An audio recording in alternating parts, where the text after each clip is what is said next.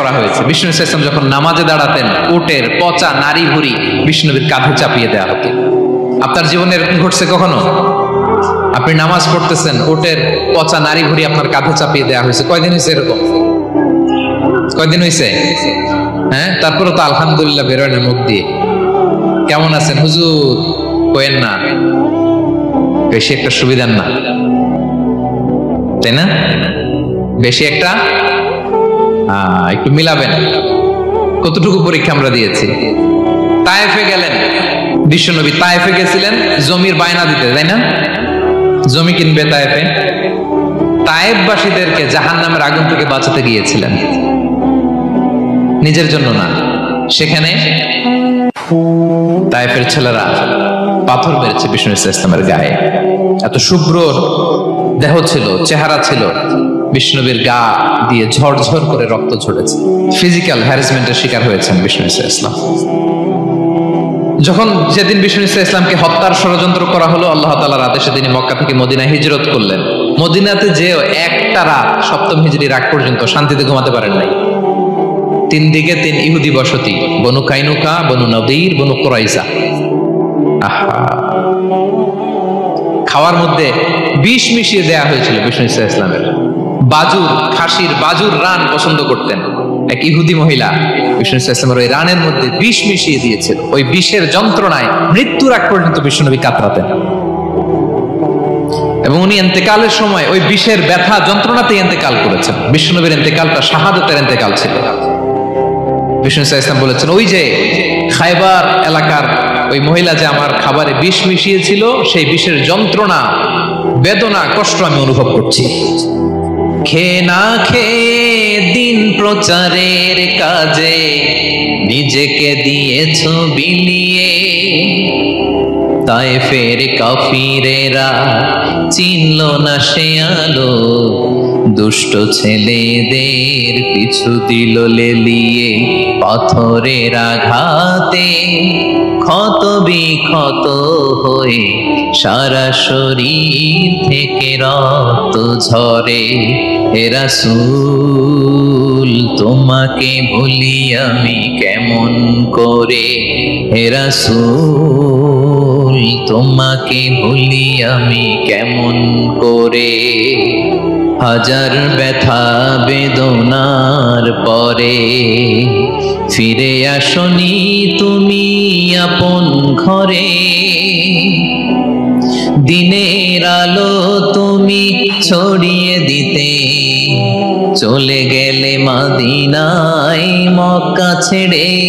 হে রাসূল তোমাকে ভুলি আমি কেমন করে, হে রাসূল তোমাকে ভুলি আমি কেমন করে। ঠিক কিনা বলেন? একটা রাত শান্তিতে, শান্তির ঘুম তিনি দিতে পারেন নাই। প্রিয় ভাইরা, তাহলে আমরা কি বুঝলাম? বিশ্বনবীর জীবনে পরীক্ষা ছিল কি ছিল না? আমাদের উপায় আছে? আমরা বাঁচতে পারবো এই বিপদ আপদ পরীক্ষা ঝঞ্ঝাল থেকে? বাঁচতে চাইলেও বাঁচতে পারবো? ইমাম মালিক আলাইহি রাহমা নাম শুনেছেন?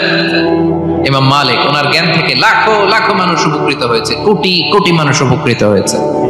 মদিনার রাস্তায় রশি দিয়ে ওনাকে টেনে হিচড়ে এক এলাকা থেকে আরেক এলাকায় নিত জালেম বাদশাহরা।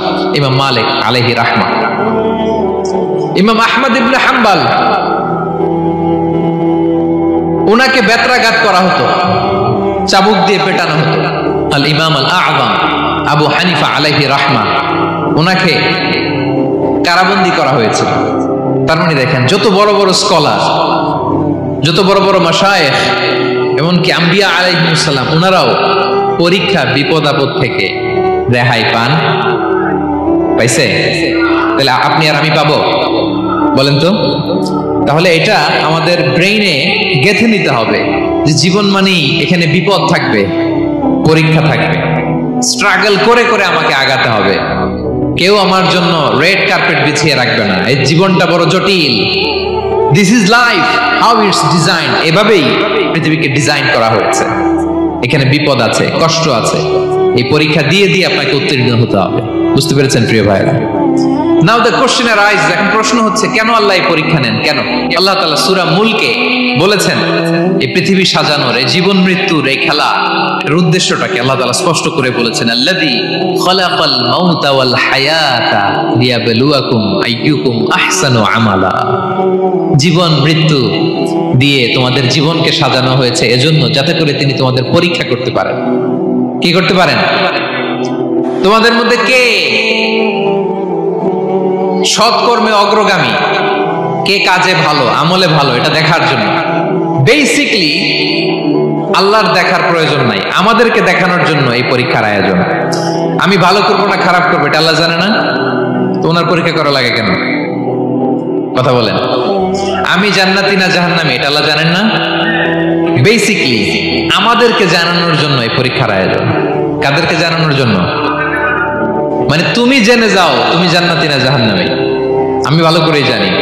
একটা ছোট্ট উদাহরণ দিলে বুঝতে পারবেন প্রিয় ভাইয়েরা। ধরেন আল্লাহ তাআলা দুইজনকে সৃষ্টি করলেন। উদাহরণস্বরূপ একজনের নাম আব্দুল্লাহ আর একজনের নাম আব্দুর রহমান। সৃষ্টির পরে আব্দুল্লাহকে বললেন, আব্দুল্লাহ আমি জানি তুমি পৃথিবীতে 50 বছর হায়াত পাইতা, খুব ভালো কাজ করতে, তুমি দুনিয়াতে অনেক ভালো কাজ করতে, এটা আমি আগেই জানি, আমার অসীম জ্ঞান বলে আমি আগে থেকেই জানি। তো যাও, তোমার এইমাত্র সৃষ্টি করলাম, যাও তুমি জান্নাতে ঢুকে যাও, কারণ আমি জানি তুমি জান্নাতি হবে। আচ্ছা, আর আব্দুর রহমান তুমি পৃথিবীতে খুব খারাপ কাজ করতে, এটা আমি জানতাম, তোমারে পাঠাইলে খারাপ কাজ করবা, তুমি সীমা লঙ্ঘন করবা, অন্যায় করবা, অপরাধ করবা, তুমি জাহান্নামী হবা, যাও। যেহেতু আমি জানি পরীক্ষার আর দরকার নেই, তোমারে জাহান্নাম দিয়ে দিলাম, যাও ঢুকে যাও। আব্দুল্লাহ ঠিকই জান্নাতে ঢুকে যাবে, আব্দুর রহমান কি ঢুকবে? ঢুকবে। সে বলবে, আল্লাহ এইমাত্র আমারে বানাইলেন, এইমাত্র আপনি আমাকে সৃষ্টি করলেন, সৃষ্টি করেই বলতেছেন তুমি জাহান্নামে যাও, আর বলতেছেন আমি জানি দুনিয়াতে পাঠালে তুমি খারাপ কাজ করবা, তুমি জাহান্নামী হবা, পাঠানোর আর কি দরকার, আগে থেকে জাহান্নামে যাও। আল্লাহ আপনি জানলে জানতে পারেন, আমি তো জানি না। ঠিক কিনা বলেন? সে বলবে, না আল্লাহ আপনি ভুল বলতেছেন, এই দুনিয়াতে পাঠাইলে আমি খুব ভালো কাজ করতাম, আমি সীমা লঙ্ঘন করতাম না, নামাজ পড়তাম, রোজা রাখতাম, হজ করতাম, যাকাত দিতাম, সাদাকা করতাম, চ্যারিটি করতাম, জনকল্যাণকর সব ভালো কাজগুলো আল্লাহ আমি করতাম। এজন্য আল্লাহ তাআলা পরীক্ষার আয়োজন করেছেন, যাতে করে তুমি জেনে যাও যে পৃথিবীতে তুমি কি করেছো। এখন আর আল্লাহকে এক্সকিউজ দেওয়ার সুযোগ নেই। আচ্ছা বলেন তো, আবু জাহেলকে যদি আল্লাহ এখন কিয়ামতের দিন বলে, Abu Jahl go to the hell fire, Abu জাহেলের কিছু বলার সুযোগ আছে? কারণ ও দুনিয়াতে কি করে আসছে এটাও জানে না। ফেরাউনকে ডেকে যদি আল্লাহ বলে, ফেরাউন তুমি জাহান্নামে যাও, go to the hell fire, ওর কি কোনো এক্সকিউজ দেওয়ার সুযোগ আছে? বলেন, সুযোগ আর আছে? কারণ তুমি দুনিয়াতে কি করেছো তোমার চেয়ে ভালো কেউ আর জানে। পৃথিবীতে এই পরীক্ষার এই আয়োজনের সবচাইতে বড় উদ্দেশ্য হচ্ছে যাতে করে আমরা দেখে যাই যে আমরা কি কাজ করছি। কেউ যখন পরীক্ষা দেয় প্রিয় ভাইরা, ওই পরীক্ষায় কত পাবে তার একটা হিসাব আছে না? বলেন, আপনি গণিত পরীক্ষা দিয়ে আসছেন, যে 100-তে 100 পাবে সে বলতে পারে আমার সব অঙ্ক হয়েছে, ঠিক কিনা বলেন? আর যে লাড্ডু গুড্ডু বুঝছেন তো, কিছুই পারে নাই, ঘোড়ার ডিম, তারও একটা হিসাব আছে যে সে কিছুই লিখে আসতে পারে নাই। এই পৃথিবীতে এই পরীক্ষার আয়োজনের প্রধানতম কারণ হচ্ছে যাতে করে আমরা বুঝে যেতে পারি যে আমরা কোথায় যাব, জান্নাতে না জাহান্নামে। প্রিয় সুধী, এ পর্যায়ে আমরা জানবো এই যে পরীক্ষা আল্লাহ তাআলা নিচ্ছেন আমাদেরকে, এই পরীক্ষায় সফল হওয়ার মূল মন্ত্র কি। কোরআনে বিভিন্ন আয়াতে এই পরীক্ষার কথা বলা হয়েছে এবং এই পরীক্ষার সফলতার মূল মন্ত্রও কোরআনে ঘোষিত হয়েছে। আলহামদুলিল্লাহ বলেন। যে আয়াত দিয়ে আমি শুরু করেছি, এই আয়াতে আল্লাহ তাআলা বলেছেন, ওয়াবাশশিরিস সাবিরিন, নবী হে ধৈর্যশীলদেরকে আপনি সুসংবাদ দিন। ধৈর্যশীলদেরকে সুসংবাদ দিন, তার মানে বিপদে ধৈর্য ধারণ করতে হবে প্রিয় ভাইরা। ইন্নামাস সাবরু ইনদা সাদামাতিল উলা। বিপদে আমরা অনেক সময় প্যানিক হয়ে যাই, অস্থির হয়ে যাই, কি করব, হতাশ না। মুমিনরা হতাশ হয় না, ধৈর্য ধারণ করে। কি করে? ধৈর্য ধারণ করার শক্তি দাও গো মেহেরবান, আমায় দাও গো মেহেরবান। পড়েন, ধৈর্য ধারণ করার শক্তি দাও গো মেহেরবান, আমায় দাও গো মেহেরবান। সবাই বলুন একসাথে, ধৈর্য ধারণ করার শক্তি দাও গো মেহেরবান, আমায় দাও গো মেহেরবান। বুকের ভেতর ব্যথার নদী বইছে অবিরাম, বইছে বইছে অবিরাম। পড়ুন, ধৈর্য ধারণ করার শক্তি দাও গো মেহেরবান, আমায় দাও গো মেহেরবান। পড়েন আমিন। আল্লাহ যেন বিপদে আমাদেরকে ধৈর্য ধারণ করার তৌফিক দান করে। প্রিয় ভাইয়েরা, ধৈর্য এটা এমন একটা গাছ যে গাছের সারা গায়ে কাটা, কিন্তু এই গাছের ফলটা বড় সুস্বাদু। আই রিপিট, আমি আবারও বলছি, ধৈর্য এটা এমন একটা গাছ যে গাছের সারা গায়ে কাটা, কিন্তু ফলটা বড় মিষ্টি, ফলটা বড় সুস্বাদু। সবাই ধৈর্য ধারণ করতে পারে না। বিষ্ণু ইসলামকে আল্লাহ তাআলা নানা সময় আশ্বস্ত করেছেন, সান্ত্বনা দিয়েছেন, আর ধৈর্যের বাণী শুনিয়েছেন। আল্লাহ বলেন, ফাসবির কামা সাবারা উলুল আজমি মিনার রাসূল। নবী হে, আপনার আগে দৃঢ় প্রত্যয়ী নবীরা যেরকম ধৈর্য ধারণ করেছে, আপনিও ধৈর্য ধারণ করুন। সূরাতুল মুজাম্মিল আল্লাহ তাআলা বলছেন, ওয়াসবির আলা মা ইয়াকুলুনা ওয়াহজুরহুম হাজরান জামিলা। ওরা যাই বলুক, আপনি ধৈর্য ধারণ করুন, ওদের কথাকে ইগনোর করুন। Just ignore what they are saying to you. যা বলে আপনি জাস্ট ইগনোর করেন। ওরা বিষ্ণু ঈসা ইসলামের মনোবলকে ভেঙে দেওয়ার জন্য কখনো বিষ্ণু ঈসা ইসলামকে কবি বলে গালি দিত। কবি কি বলতো? শায়ের। কখনো বলতো মজনুন, পাগল। নাউজুবিল্লাহ পড়বেন না? পাগল বলে গালি দিত। মাঝে মাঝে বলতো কাহিন, গণক। মাঝে মাঝে বিষ্ণু ঈসা ইসলামকে তারা বলতো আবতার, লেস কাটা। মুহাম্মদ, তোমার ছেলে নাই, তোমার বংশ নির্বংশ হয়ে গেছে, তোমার নাম নেয়ার মতো কেউ নাই। কপাল পোড়া। গোটা বিশ্বব্যাপী বিষ্ণু ঈসা ইসলামের সুনাম সুখ্যাতি ছড়িয়ে দিয়েছে কে? আকাশ বাতাস মাড়িয়ে, সাত আকাশ ছাড়িয়ে আল্লাহর আরশ পর্যন্ত আল্লাহ তাআলা বিষ্ণু নবীর সুনাম সুখ্যাতিকে সুউচ্চ করেছেন। ঠিক কিনা বলেন? ইগনোর করুন। আপনাকে কবি বলে, গণক বলে, আপনাকে পাগল বলে, আপনাকে লেস কাটা বলে, জাস্ট ইগনোর দেন। বর্তমান সময়েও নানা ধরনের ট্যাগ আমাদেরকেও দেয় কি দেয় না বলেন? দেয়। আমাদেরকে কি বলে? মৌলবাদী বলে, বলে বলে ওই যে রাজাকার বলে। রাজাকার রাজাকার খেলার দিন শেষ। মন মতো হইলে মুক্তিযোদ্ধা, মন মতো না হইলে রাজাকার, এই দিন শেষ। ওই দিন আর নাই। এই কার্ড দিয়ে আর খেলার দিন নাই। এগুলো মানুষ আর খায় না এখন, এগুলো গিলে না আর। সাধারণ মানুষ বড্ড সচেতন।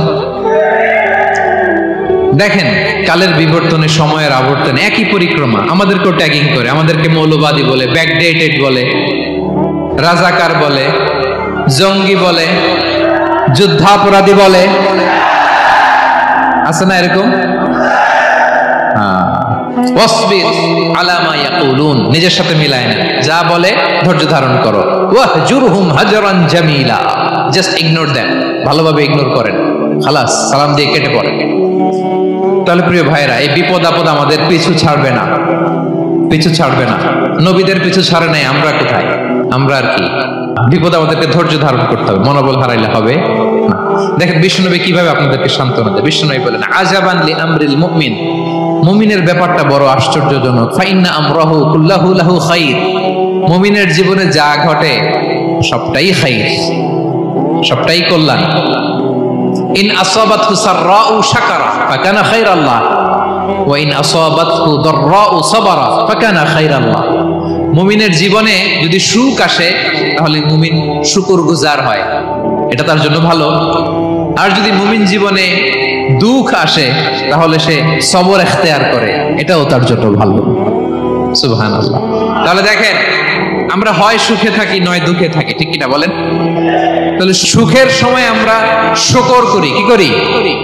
শুকরগুজার হই। শুকরিয়া করাও একটা ইবাদত, শুকরিয়া করাও কি? আর দুঃখের সময় আমরা সবর করি, সবর করাটাও একটা। তাহলে আমাদের পুরো জীবনটাই ইবাদত, পুরো জীবনটাই সুখের সময় শুকর আর দুঃখের সময় সবর। আওয়াজ করে বলেন, সুখের সময় শুকর আর দুঃখের সময়। এই দুই ইবাদত মুমিন জীবনে চলমান, কন্টিনিউয়াস, একটা উইন উইন সিচুয়েশন। কি বলেন? উইন উইন হয়ে গেল না? যেই পরিস্থিতিতেই থাকে আমাদের জন্য লাভ। আল্লাহু আকবার। তাহলে প্রিয় ভাইরা, এটাই জীবনের বাস্তবতা। সবর আমাদেরকে ইখতিয়ার করতে হবে, হতাশ হওয়া যাবে না। অনেকে আমরা অল্পতে হতাশ হই। এই যে আমরা ধৈর্য ধারণ করছি, এর ফল পাচ্ছি না? দীর্ঘ 1.5 দশক ধরে ধৈর্য ধারণ করছেন না আপনারা?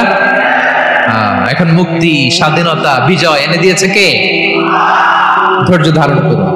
ধৈর্যের যে ফলাফল, এটা বড় মিষ্টি। ধৈর্য এমন একটা গাছ, এই গাছের সারা গায়ে কাটা, কিন্তু এর ফলটা বড় সুস্বাদু, এর ফলটা বড় মিষ্টি। ধৈর্য ধারণ করার অভ্যাস করতে হবে প্রিয় ভাইরা। মুমিন হতাশ হয় না, হাল ছেড়ে দেয় না। মুমিন ভরসা রাখে একজনের উপর, তিনি কে? লা তাইয়াসু মির রাউহিল্লাহ, ইন্নাহু লা ইয়াইয়াসু মির রাউহিল্লাহি ইল্লাল কওমুল কাফিরুন। আল্লাহর রহ থেকে, রহম থেকে নিরাশ হয়ে যাও না। কাফির ছাড়া, অকৃতজ্ঞ ছাড়া কেউ আল্লাহর রহ থেকে, আশা থেকে নিরাশ হয় না। শয়তানের সবচেয়ে বড় মিশন হলো আমাদেরকে হতাশ বানানো। এটা খেয়াল রাখবেন। শয়তানের সবচাইতে বড় মিশন কি? আমাদেরকে হতাশ করে দেয়া। হতাশ বানাইতে পারলে সে সাকসেসফুল, খুশি। কিন্তু আমরা এত সহজে হতাশ হই না, আমরা নিরাশ হই না, আমরা বিপদে হাল ছেড়ে দেই না। আমরা ভরসা রাখি এক মহান সত্তার উপর। তিনি কে? মনে থাকবে?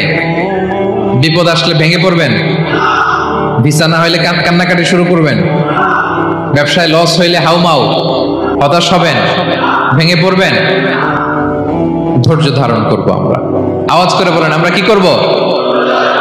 সবর। বিপদ ট্যাকেল দেওয়ার প্রথম স্টেপ হচ্ছে সবর। ধৈর্য ধারণ করতে হবে।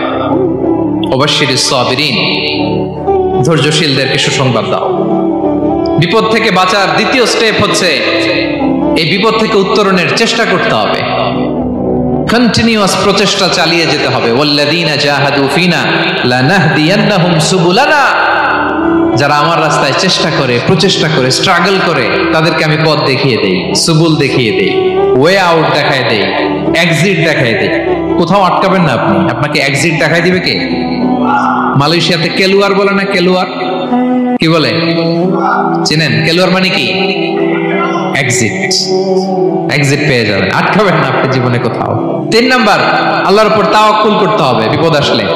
ওমাইয়া তাওয়াক্কাল আলাল্লাহি ফাহুয়া হাসবুহ। আল্লাহর উপর যে তাওয়াক্কুল করে, আল্লাহই তার জন্য যথেষ্ট হয়ে যায়। তাহলে বিপদে প্রিয় ভাইরা আমরা প্যানিক হব না, ধৈর্য ধারণ করব, বিপদ থেকে উত্তরণের সর্বোচ্চ প্রচেষ্টা চালিয়ে যাব, আর ভরসা রাখবো একজনের উপর, তিনি কে? আর বিপদ আসলে এটাকে নেগেটিভলি নেবেন না সব সময়। বিপদ আপদ এটা অনেক পজিটিভ, ভালো জিনিস আমাদের জীবনে বয়ে নিয়ে আসে। শাইখুল ইসলাম ইবনু তাইমিয়া আলাইহি রাহমা, উনি বলতেন, খুব দামি কথা, খুব হেভি ওয়েট কথা, মনোযোগ দিয়ে শুনুন। তিনি বলতেন, যে নেয়ামত তোমাকে আল্লাহ থেকে দূরে সরায়, ওই নেয়ামতের চেয়ে বিপদ ভালো যে বিপদ তোমাকে আল্লাহর দিকে ধাবিত করে। আই রিপিট, আমি আবারও বলি, যে নাজ নেয়ামত তোমাকে আল্লাহ থেকে দূরে সরিয়ে দেয়, সে নাজ নেয়ামতের চেয়ে ওই বিপদ আপদ ভালো যে বিপদ আপদ তোমাকে আল্লাহর কাছে টেনে দেয়। তাহলে বিপদ আপদ আসলে আপনি হতাশ হবেন? আর কখনো দুঃখ করবেন? মুয়ারের ভাইয়েরা, আর মন খারাপ করবেন? আপনি খেয়াল করে দেখেন, বিপদ আসলে আমরা আল্লাহরে ডাকি বেশি। যখন অসুস্থ আপনি খেয়াল করেন তো, আল্লাহ আল্লাহ তুমি ছাড়া বাঁচানোর কেউ নাই, আল্লাহ আল্লাহ তুমি হেফাজত করো, আল্লাহ তুমি সুস্থ করে দাও। যখন লাইফ থ্রেট, দেখেন আপনি গুম হয়ে যেতে পারেন, আপনার কারাবন্দি করতে পারে, এরকম একটা বিপদের মধ্যে আছেন, তখন খেয়াল করেন তো আল্লাহর সাথে আপনার কানেক্টিভিটি, রিলেশনশিপটা কতটা ডেভেলপ হয়। বিপদে পড়লে আমরা আল্লাহরে ডাকি বেশি। তাহলে বিপদ আপদেরও কিছু পজিটিভ সাইড বা দিক আমাদের জীবনে আছে না নাই? অনেক পজিটিভ দিক আছে, কয়েকটা শেয়ার করি। 1 নাম্বার, আল্লাহ 1 নম্বর পজিটিভ সাইড তো বললাম, ইমাম ইবনে তাইমিয়া যেটা বললেন। এরপরে হচ্ছে মাঝে মাঝে আল্লাহ তাআলা আমাদের মর্যাদাকে আপগ্রেড করতে চায়, এলিভেট করতে চায়। আপনি ধরেন কোন একটা এয়ারলাইন্সের রেগুলার প্যাসেঞ্জার টিকিট কাটেন, মাঝে মাঝে হঠাৎ করে দেখবেন কাউন্টারে গেলে তারা বলে you are upgraded to business class অথবা you are upgraded to first class. যেহেতু রেগুলার প্যাসেঞ্জার, অনেক মাইলস জমা হয়েছে, আপগ্রেড করে দেয়। আল্লাহ তাআলা মাঝে মাঝে চায় তিনি আমাদের মর্যাদাকে, র্যাঙ্ক এটাকে আপগ্রেড করবেন, কিন্তু আমার যে আমল আখলাকের অবস্থা ওইটা দিয়ে ওই আপগ্রেড র্যাঙ্কে যাওয়ার সুযোগ নাই। বুঝতেছেন কথা? আল্লাহ চায় আমার লেভেল একটু আপ করতে, কিন্তু আমার আমলের যে অবস্থা এতে আমি ওখানে যাই না। তখন আল্লাহ কিছু বিপদ আপদ দিয়ে, পরীক্ষা দিয়ে বান্দাকে টেস্ট করে। ওই পরীক্ষায় যদি উত্তীর্ণ হন, সাথে সাথে আল্লাহ তাআলা আপনার লেভেল বা র্যাঙ্ক আপগ্রেড করে দেয়। সুবহানাল্লাহ পড়বেন না? তাহলে লাভ না লস? আওয়াজ করে বলেন, লাভ না লস? মুমিন জীবনের সব লাভ। যত বিপদ আপদ আপনাকে স্পর্শ করে প্রতিটাতেই আপনার জন্য কল্যাণ। বিষ্ণু ইসলাম বলেন, মা ইউসিবুল মুসলিমা মিন নাসাবিন ওয়ালা ওয়াসাবিন ওয়ালা হাম্মিন ওয়ালা হুজনিন ওয়ালা আযান ওয়ালা গাম্মিন হাত্তা শাওকাতি ইউশাকুহা ইল্লা কাফারাল্লাহু বিহা খাতায়া। আপনার জীবনে যত দুঃখ, যত যন্ত্রণা, যত টেনশন, যত অ্যাংজাইটি, যত ইনজুরি, এমনকি গোলাপ ফুল পাড়তে যে ওখানে যে কাটা বাঁধছে, বড়ই খেতে যে বড়ই গাছে ওঠার পরে যে একটা কাটা বিঁধছে আপনার হাতে, এর কারণে আল্লাহ তাআলা আপনার গুনাহ মাফ করে দেয়। সুবহানাল্লাহ। তাহলে বিপদ আপদ দিয়ে আল্লাহ বান্দার মর্যাদাকে আপগ্রেড করে। বিপদ আপদে ফেলে আল্লাহ তাআলা বান্দার পাপ মোচন করে। বিপদ আপদ দিয়ে আল্লাহ তাআলা বান্দার শাস্তি মওকুফ করে। এমন পাপ করছেন এটার জন্য শাস্তি বরাদ্দ হয়ে গেছে, কিন্তু আল্লাহ তাআলা ওই শাস্তি থেকে মাঝে মাঝে আপনাকে বাঁচাতে চায়, তখন কিছু বিপদ দিয়ে বান্দারে পরীক্ষা করে। উত্তীর্ণ হলেই আল্লাহ তাআলা ওই শাস্তিকে মওকুফ করে দেয়। তাহলে আসুন সামারি করি, পুরো আলোচনাটার সামারি করি। বিপদ আপদ, পরীক্ষা, স্ট্রাগল, কষ্ট, এটা সুন্নাতুল্লাহি ফিদ দুনিয়া। এই দুনিয়ায় আল্লাহর সুন্নাত, এর বাইরে কেউ যেতে পারে না। ইভেন নট দ্য মেসেঞ্জার্স, নবীরাও। আজকের আলোচনায় শুনছেন না নবীদের জীবন দিয়ে কি গেছে, ups and downs, test and trial.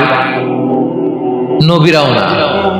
তাহলে এটা আমাদের মাইন্ডসেটের সাথে সেট আপ করে নিতে হবে যে অতীতে, বর্তমানে, ভবিষ্যতে বিপদ আপদ মুক্ত এই পৃথিবীতে কেউ থাকবে না।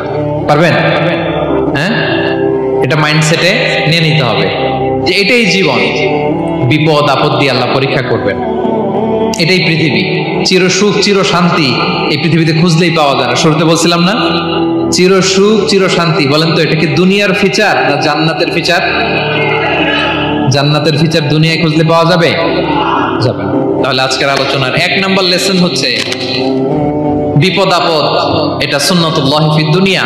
এই দুনিয়া আল্লাহর সুন্নাত, এটা থেকে মুক্তি পাওয়ার কোনো সুযোগ নাই, নবীরাও পায় নাই। 2 নম্বর লেসন, বাঁচার যেহেতু সুযোগ নাই, we have to face it with patience, intellect and tawakkul. বিপদে অস্থির হওয়া যাবে না, এটাকে ফেস করতে হবে উইথ পেশেন্স, ধৈর্যের সাথে। বিপদ আমরা মোকাবেলা করব কিসের সাথে? ধৈর্য। প্যানিক হবেন না, অস্থির হবেন না, ধৈর্য ধারণ করবেন। উইথ ইন্টেলেক্ট, আল্লাহর দেয়া আপনার ইন্টেলেক্ট খাটিয়ে এই বিপদ উত্তরণের সর্বান্তকরণের চেষ্টা প্রচেষ্টা আপনার চালায় যেতে হবে। আর সবশেষে আত-তাওয়াক্কুল আলাল্লাহ, ডিপেন্ডিং অন আল্লাহ, ভরসা করব কার উপর? আল্লাহর উপর। পারা যাবে তো? আচ্ছা, 2টা লেসন গেল। 3 নাম্বার লেসন হচ্ছে আমাদের ছেলে মেয়েদেরকে we have to educate our child regarding the test and trial in this dunya. দুনিয়ার এই বিপদ আপদের ব্যাপারে আমাদের ছেলে মেয়েদেরকে শেখাতে হবে, বোঝাতে হবে। ওরা ছোট মানুষ তো অস্থির হয়ে যায়, আব্বু আমার সাথে কেন এমন হয়, আমারই শুধু পেন্সিল চুরি হয়, আমারই শুধু এটা হয়, আমি পরীক্ষায় খারাপ করি, আমি ব্যথা পাই, আমার এই আমার সেই। ছোট মানুষ তো বুঝে না। ওরা বুঝাইতে হবে যে বাবা, this is the essence of life, এটাই জীবন, এটাই কি এই লাইফ হ্যাকস গুলো তাদেরকে শেখাইতে হবে। ডোন্ট বি প্যানিক, প্যানিক হওয়া যাবে না। This is how life is design, এটাই জীবন। বিপদ আপদ আসবে, এটাকে মেনে নিতে হবে। ছেলে মেয়েদেরকে শিখাইতে হবে, তাহলে তারাও প্যানিক হবে না। পারবেন তো ইনশাআল্লাহ? আচ্ছা, 4 নম্বর লেসন হচ্ছে, যেটা আমরা জানলাম, এই বিপদ আপদ সবসময় আমাদের জন্য খারাপ না। সামটাইমস ইট ব্রিংস খায়ের for us if dealt properly. ঠিক মতো বিপদকে ডিল করতে পারলে এটা আসলে আমার জন্য আখেরে কল্যাণই বয়ে